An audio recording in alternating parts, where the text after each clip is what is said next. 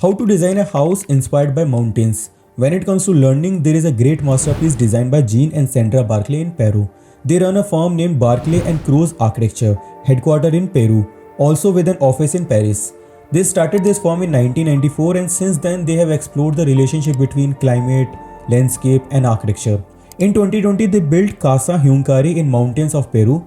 The first challenge was determining the architecture style for the house, and it is nestled in the valley surrounded by mountains. They come up with an idea of drawing inspiration from the shape of the existing mountains and incorporating a clever approach of climate into the house design. They emphasize the house views and use the locally available materials. The site is 975 meters squares, located 3000 meters above the sea level, in a spacious place within a valley, giving the impression of being in the center of the circle of surrounding mountains. This house does not follow the local traditional style of mountain house, even though it is inspired by the natural form of the mountains. This makes the house unique and effective within its surroundings. The landscape was designed to give the experience of climbing a mountain to reach the house. The entrance is from the west and they added maximum glazing on the west side so that sunlight can warm up the house at night. They used red pozzolanic cement to achieve the house red texture.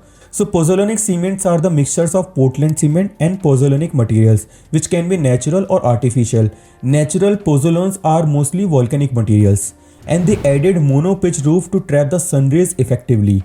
These one-sided pitch roofs are clad with the red stone, protecting the house from sudden cooling at night. The sloping terrain is treated with stone-made terraces and retaining walls to protect the soil. While the form of the house draws on its surroundings, the materiality is rather different. Local andesite red stone covers the roof and forms the lower portion of the walls, while the upper half is board-marked concrete, which includes pozzolanic cement, giving it a red tint.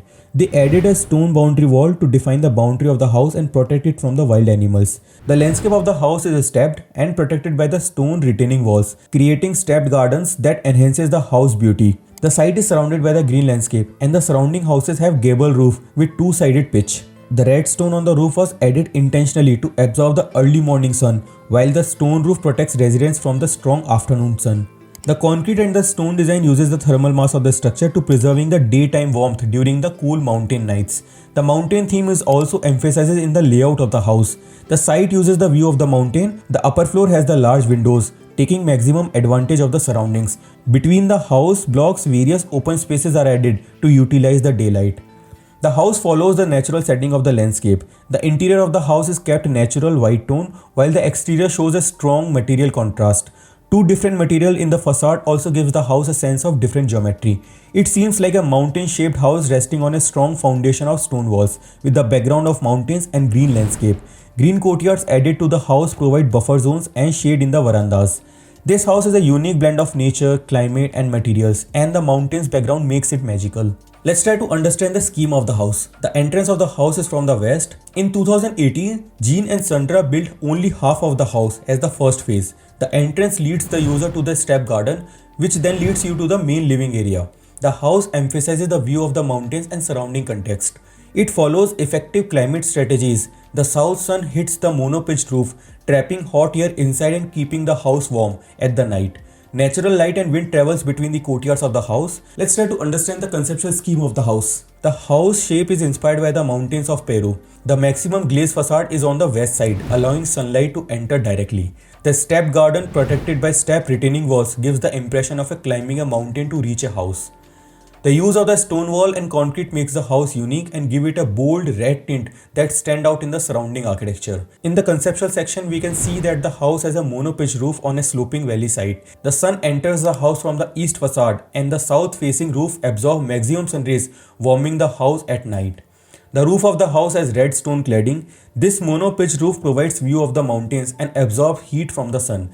The use of material in the house is clever, blending two different architecture effectively. The top part of the house contains red concrete, while the ground floor contains red stone wall. Projected windows are added to provide natural light inside. Let's try to understand the plan of the house. The plan follows the natural slope of the site. The L-shaped plan aligns with the natural topography. The entrance is from the west side with a stepped entrance leading to the main living area. The left part of the house was built in 2018 as a first phase. The west facade has a glazed wall.